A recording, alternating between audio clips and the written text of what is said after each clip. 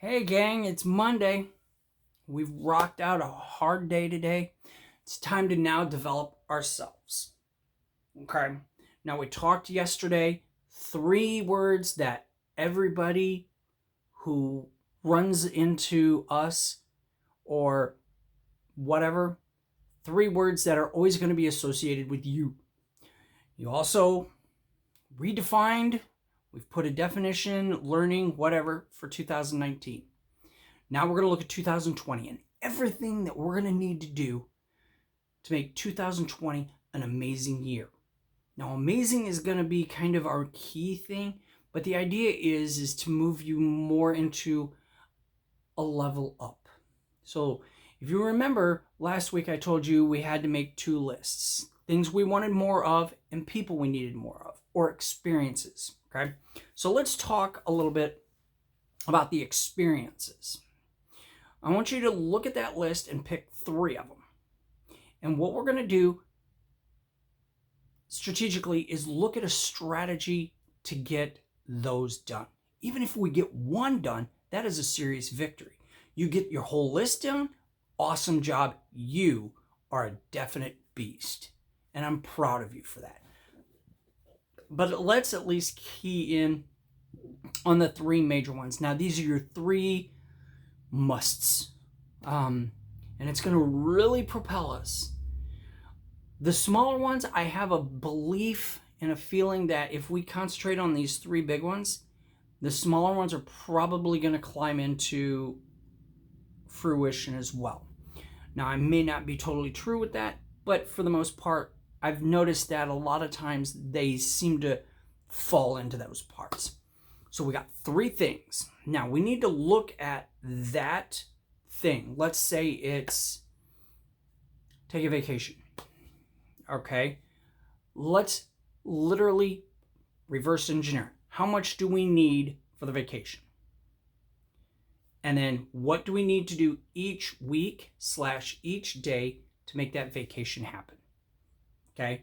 Booking a vacation is pretty simple these days. You can go on TripAdvisor. You can, a lot of it is all internet, so it's very user-friendly. You can find travel agents and they can help you, but a lot of people, they're doing it on their own. They're looking at resorts that are all-inclusive, so it's one big price tag, and then they just do the magic division. Maybe this is the first time you've ever thought about this. Cool thing, I'll use my daughter as an example. This past summer, she, for the first time in her life, went to New York City. And she's like, Dad, how much should I budget? I said, whatever you're paying here in Ohio, I want you to multiply it by 3. And that's what you should be paying in New York.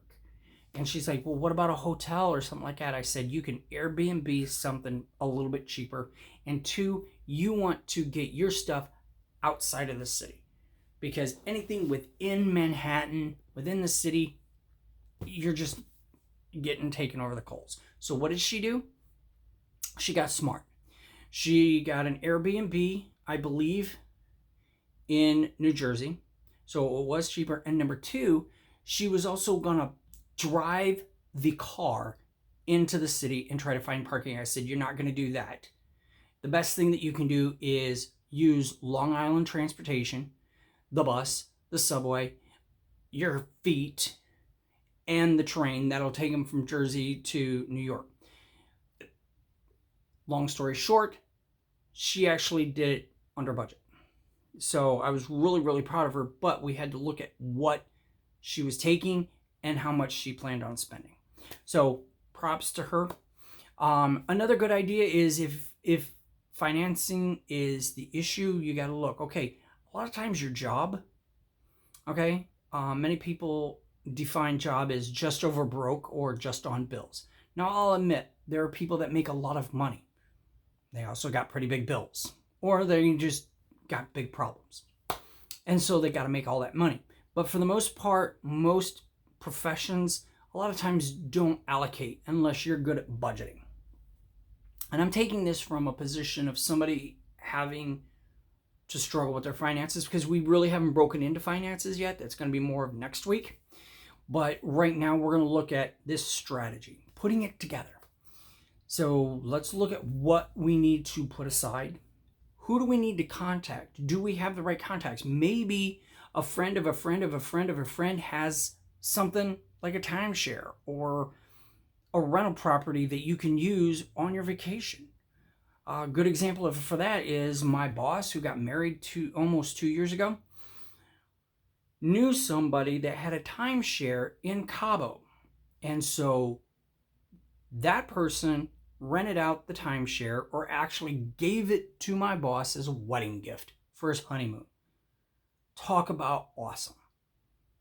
And to top it off, flew him and his new wife, to the timeshare first class. It's the first time my boss had ever flown first class, so I was really, really proud of him. So this is what we need to do. So those are our experiences. We're going to look at breaking it down into bite-sized chunks. Where do we need to measure this month? Where do we measure this week? Okay? And if it's financing and we need to look at a side hustle, you got to understand that there are these online courses teaching you how to do e-commerce, and stuff like that. Maybe that's for you. Some people follow the whole Gary Vaynerchuk thing, where he goes to yard sales and garage sales, buys stuff really cheap, and then eBays it because he finds great value in it. And he understands the value of like baseball cards and Matchbox and stuff like that. I guarantee you, wherever you're at, there's value in something like that. So look at that stuff. Okay, that way we're making that few whatever. And then at the end of the year, you're like, okay, this is where we're at. This is what we can do. So we've got that going. The other side that we're going to look at are people in our lives. Let's say you want to level up. I'm sure you do. Otherwise, you wouldn't be listening to me. You wouldn't be wanting to just pine yourself to the next level. A lot of times, our circle of influence is only going to keep us at a specific level in life. That's just the reality. We are as rich as our 5 closest friends. Okay, so if you're working flat broke, I guarantee you, most likely your circle of influence is either flat broke or broker than you. But we're better than that. So why don't we just level ourselves up? And in the process, either this circle of influence is going to level up with us, which is great, or we've outgrown that circle. Congratulations, you've broken through your cocoon and your butterfly wings are starting to show. Awesome. So let's look at what type of people we need in our lives to help us level up. Now, the great thing about the power of the internet now is we can DM these people. I didn't do it for a long time. I didn't understand it. I was scared. And I'll never forget this influential person, and I sent him a DM and I didn't think anything of it, and I got a reply back. And I was like, wow. And now I just do it on a regular basis. I ask them questions. I'm part of small mastermind groups, and I encourage you. That's the next thing we're going to talk about, though, is mastermind. So keep that there. I encourage you, start looking for a mentor. It can be online. It can be within a community. Maybe you are going to need 2 or 3 of them as we're going through this. Maybe you need a mentor for your health. That's not just a physician or a nutritionist or a dietitian or a trainer. It could be just somebody that cares about you and your well-being. And we're going to break into the different types of mentors that we should be working with on a regular basis. Not every day, not every week, but maybe monthly. Okay? So start looking at the mentors you want. Then I want you to start looking at associations that you may have through your online posting. Maybe you're already following this person and you just haven't gotten the courage. I'm going to give you full permission right now to have the courage to DM them, tell them the impact that they have made on you. Okay? That's going to be the first thing you want to do, is shoot out some gratitude. Thank you for what you have done. They appreciate that.